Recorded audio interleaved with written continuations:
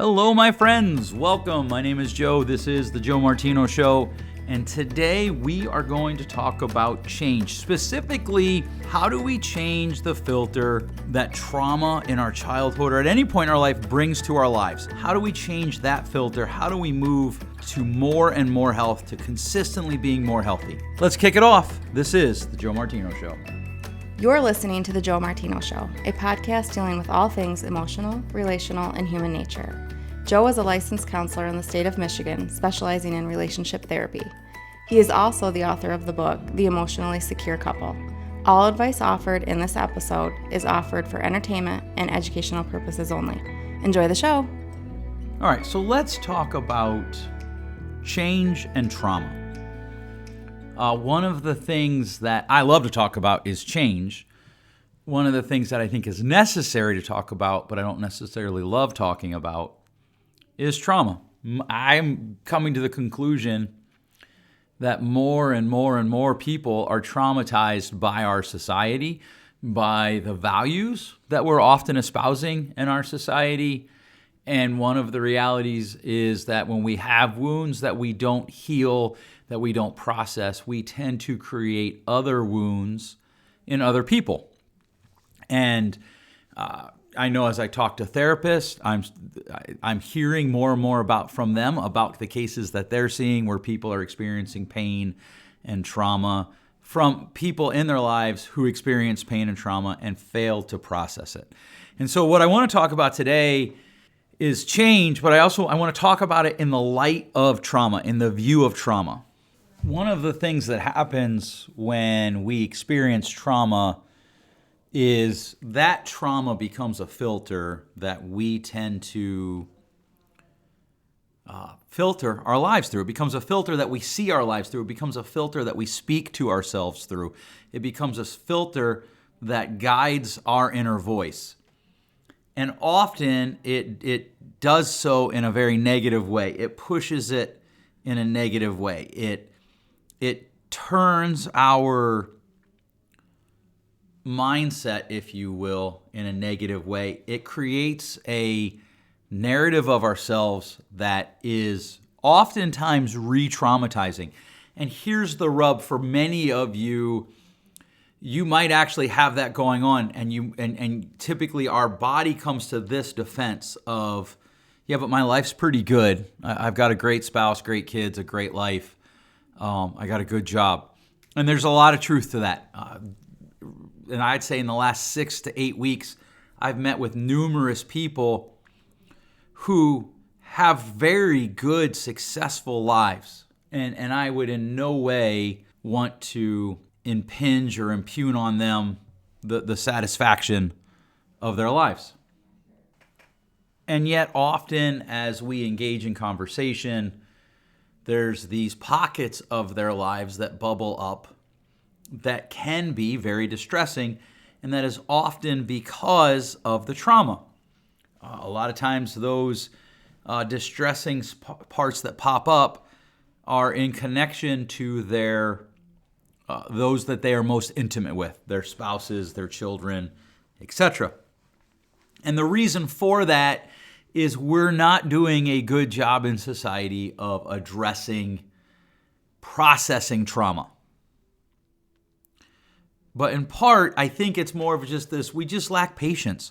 And it's okay, it's not necessarily, oh my goodness, we all lack patience. But by and large, people lack patience in how they get healthy, in what they do to become healthier.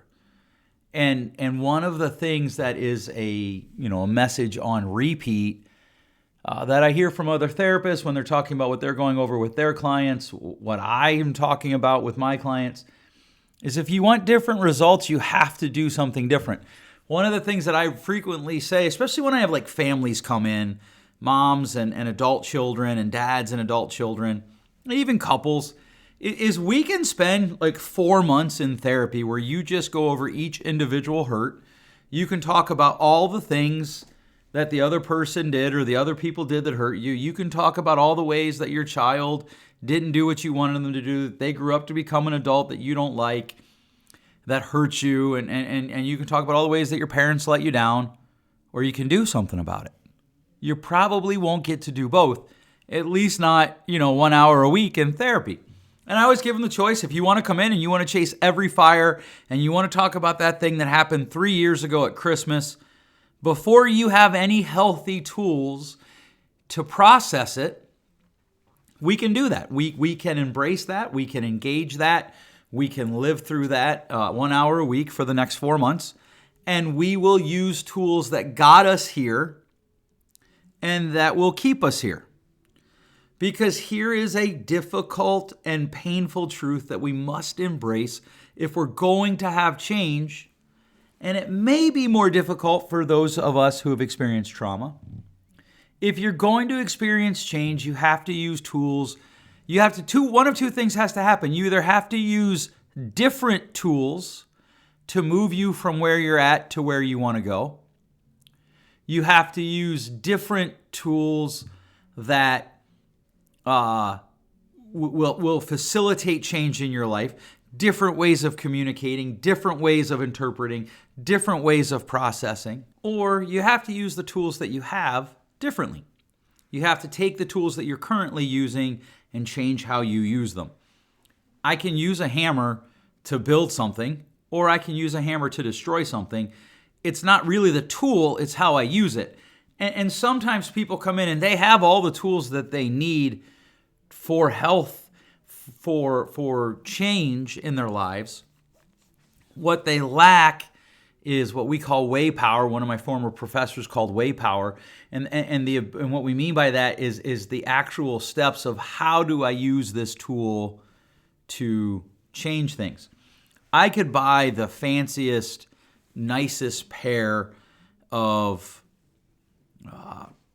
hair scissors that you can possibly buy. That doesn't mean that I would be good at cutting hair without training. I would need training in how to use that tool.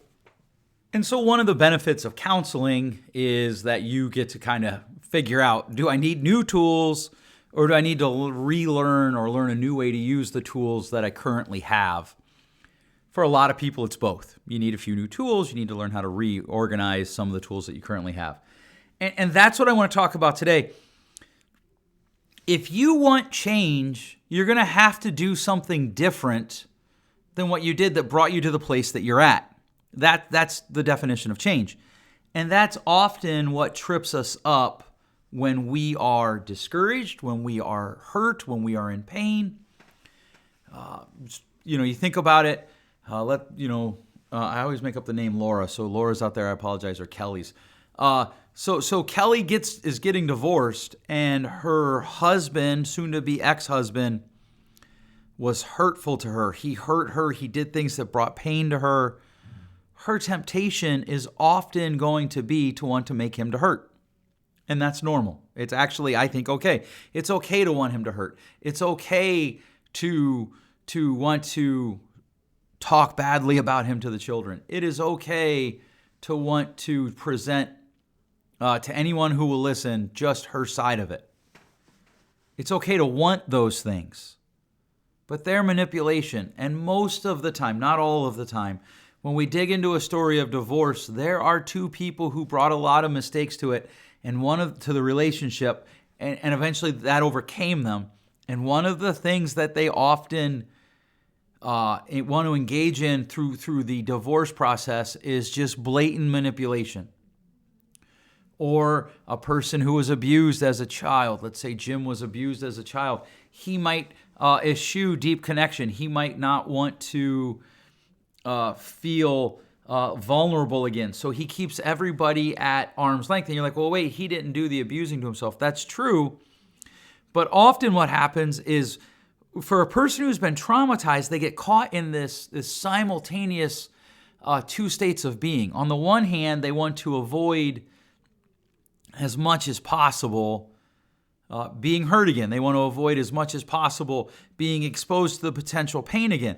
And on the other hand, they want real, true, deep intimacy. And you don't typically get real, true, deep intimacy by avoiding being vulnerable, by by manipulating your environment, and manipulation by and large has an immediate negative connotation. But if you think about it, the word also means like when you drive your car, you're manipulating it. You're manipulating the pedals, you're manipulating the wheel, you're manipulating the climate control. And often we try to manipulate our world to avoid the potential of past pains. And I want to be really clear on this. There is a distinction between like avoiding actual pain and avoiding the distinctions of pain. If you're in a relationship, there's pain. One of the things that as I record this podcast, I have a lot of pictures on my wall of my children. And I've been working a lot with parents of children who are growing up. And there's pain there because to love your child is painful. And one of the things that happens is a mom who is used to controlling everything, a mom who is used to saying, try to eliminate risk out of my child's life completely. When the child becomes an adult, they push back against that. Or a dad. If we're honest, I think statistically it's probably more moms. If that upsets you, I apologize. But certainly dads are with that too. And as I look at the pictures, there's this deep sense of, oh man, that memory was a fun time. There's a picture of my daughter and there's a picture of my son in a suit coat.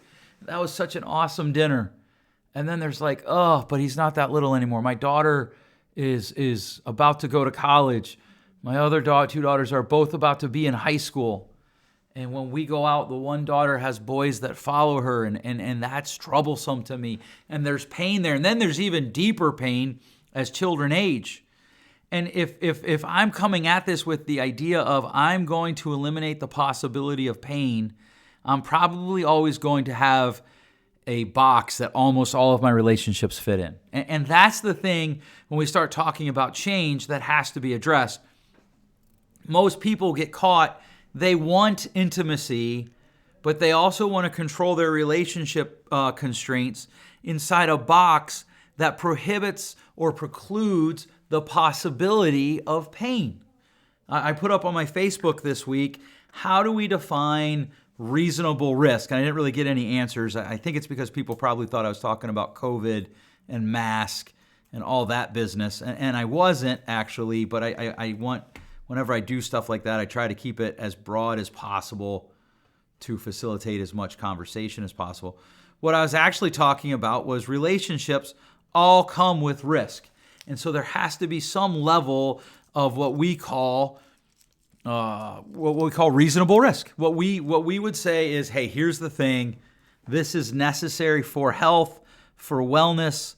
There is a level of reasonable risk that I am willing to embrace. I'm trying to peel a piece of tape up off my desk. You're just going to get the full ADHD version of Joe today. I wasn't going to record an episode today. I had some other things that I wanted to get done, and I just feel like I should record. I'm behind on my recordings. At one point, I was ahead on both my recordings and my blog post. Now I'm behind on both. Hopefully tomorrow I'll catch up. If you are interested in getting my blog post, go to joemartino.com. There is a subscribe button. Put in your email address, and you will get probably about once a week, you'll get a blog post article mailed directly to your inbox. There for you when you wake up in the morning. But as I embrace relationships, there is a level of reasonable risk that everyone assumes. One of the things that is currently happening in our society is we are making that reasonable risk less. And certainly we could talk about it in light of coronavirus. We could talk about it in light of mask wearing. We could talk about it in light of those things. But I'm just sick of those conversations and I don't want to do it in this medium. But we do have to talk about it in light of relationships. As I've said before, to love anything is to invite pain. A friend of mine said that. I quote it regularly. And it's truth. If you want change, here's the first step. You have to admit that what you have needs changed. So if you were assaulted, you need to find somebody you trust and say it out loud. If you have obsessive thoughts about things that scare you, you need to find somebody you trust and say it out loud. You have to admit it. And I know that that's a terrifying step for many people.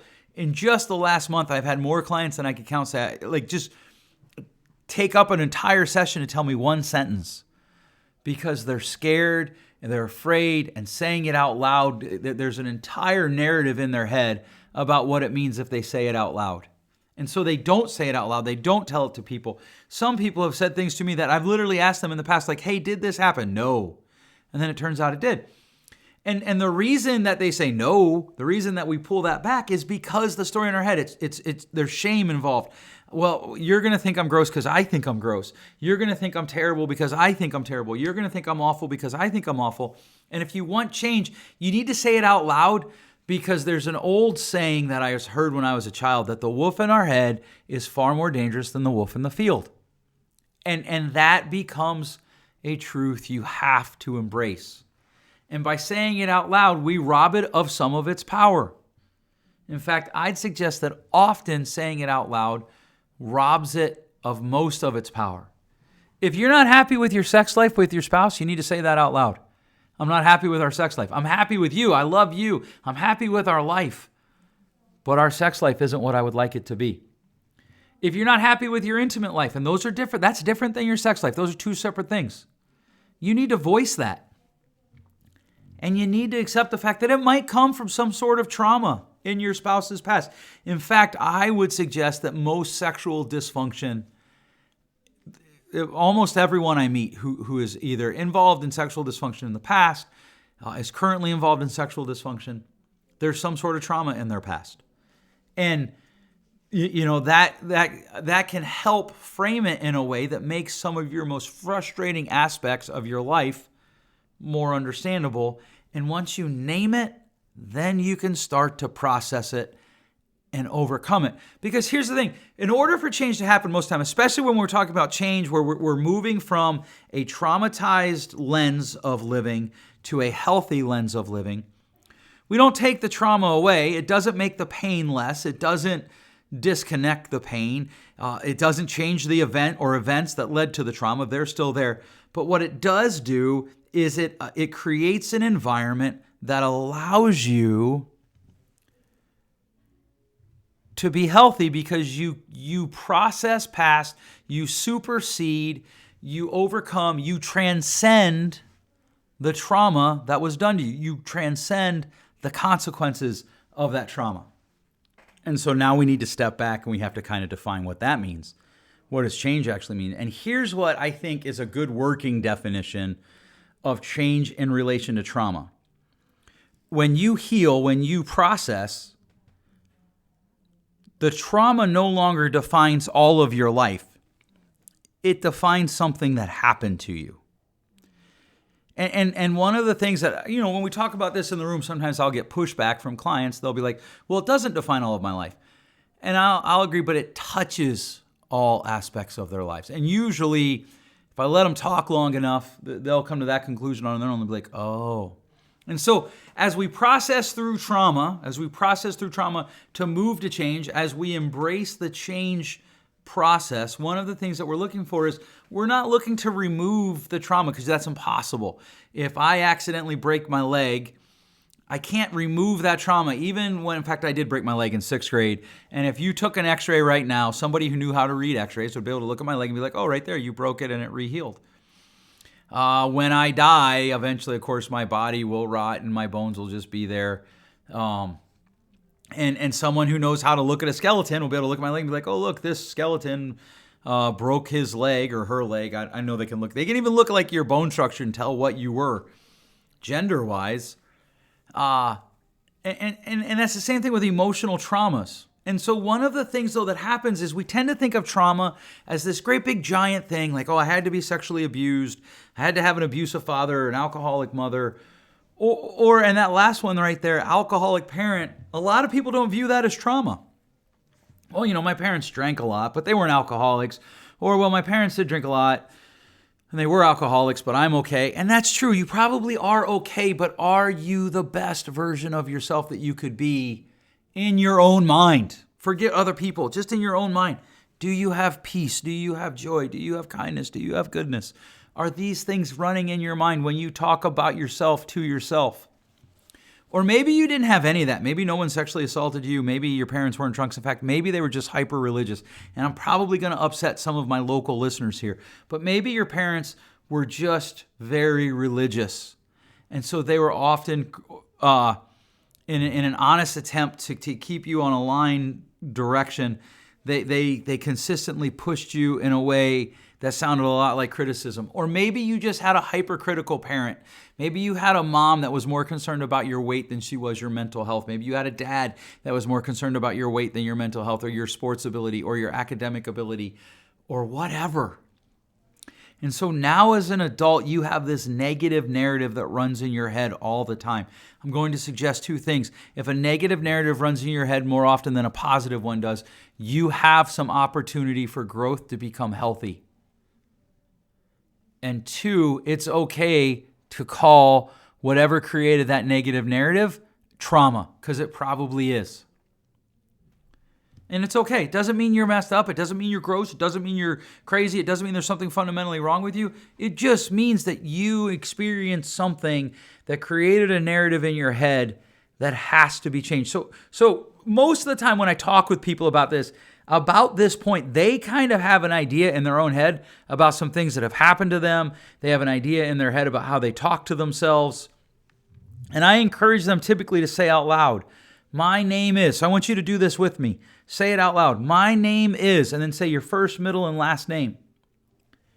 My name is. And blank, fill in the blank, happened to me. And I am okay. I am enough. I'm not, and then whatever that negative talk is. And then I am, whatever the opposite of that negative talk is. Because there are a lot of brilliant, beautiful, creative, smart, kind-hearted people walking around with a narrative in their head that they're just screwing up all the time. They're screwing their kids up. They're screwing their neighbor up, their spouse up, whatever it is they're doing, they're screwing it up. And one of the things that happens as we lean into this is I actually think one of the reasons we can talk about a society that certainly seems to be more anxious. I read an article yesterday that says our society is 50% more anxious than we were 50 years ago, which is an incredible statistical anomaly. Was the whole point of the article is actually a psychologist and a mathematician putting those two articles together, or putting their two skills together to write that article. And I don't know if it's true or not. To be honest with you, the math was a little bit above my ability. It was some high math. But I do know that we certainly have a very anxious society. And part of that is because when you are stuck trying to figure out how do you mitigate, air quotes here, not screwing everything up, end air quotes, your radar's constantly on. Your anxiety system is constantly switched on and you're just running. It's just running on you. And there's not a lot you can do to slow it down. And you have to be able to slow it down. So you got to start with just naming whatever it is. I had a client one time who was abused as a child. His dad threw him through a door. His dad beat him. His dad slammed him into a wall, knocked him out. And I said to him, do you think you could say out loud, my name is, and I was abused as a kid? And I mean, tears. And this is an alpha male. That's probably irrelevant, but probably not somebody who cried out. I mean, instantaneous tears streaming down his face. I don't think I could say that. Okay, let's talk about that. And so we did. So we started to talk about that, and we started to pull at these strings. And as we did that, over about 4 or 5 weeks, he finally came in a week. He sat down and he said, hold on. I always start each session with, how was your week? And is there anything you want to make sure we talk about? Before I even got that, I said, hold on. My name is Will Smith, not his real name, obviously. Well, I guess it could be. My name is Will Smith, and I was abused by my father as a kid. And I was like, wow, tell me about that. And so we started talking about not the abuse, but about how empowered he felt by saying, this is what happened to me. Because once we admit it happened to us, or something happened to us, or that we went through some level of trauma, we can then embrace the real possibility of changing it. My name is Lisa, and my dad was not abusive physically, but he was verbally and emotionally abusive. He treated me and my mom terribly. Awesome, Lisa. Now you have power. You've always had the power, but now you've empowered yourself to be able to make necessary changes for health in your life by admitting that there was a trauma. When we don't say it, it's kind of like having a cold and be like, oh, there's nothing wrong with me. What do? We spread the cold around. We share the cold. And so whatever your name is, say it out loud.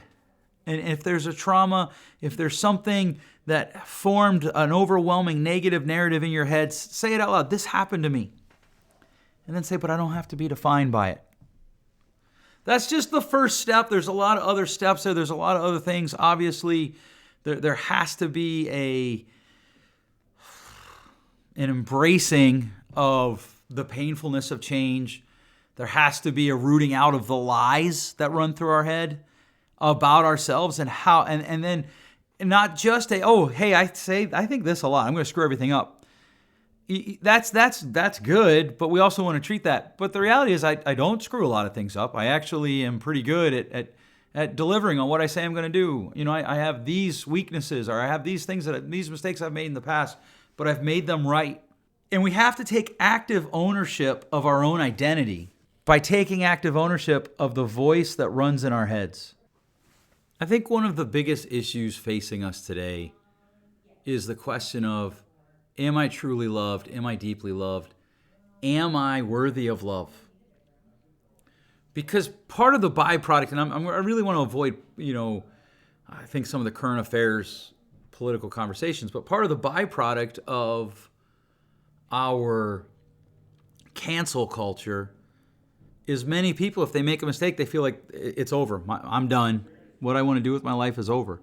And that is something we have to wrestle with, because everyone is worthy of love. Not everyone, unfortunately, is deeply loved, but everyone is worthy of deep love. Everyone, including you, my friend. In fact, the whole point of this entire podcast is that we want people to be as healthy as possible. And so today, I want to just encourage you, if there's a part of your life that is hitching you up, it's binding you up, it's dragging you back, just stand up and say, hey, my name is, and this happened to me. If you need to call a counselor, do that.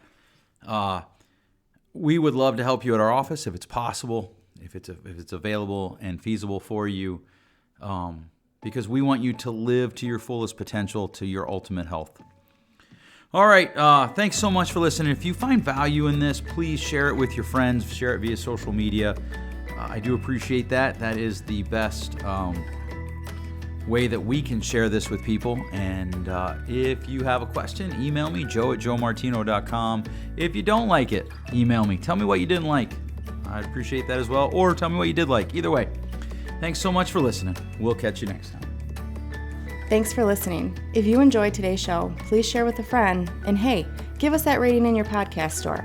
Until next time, change possible.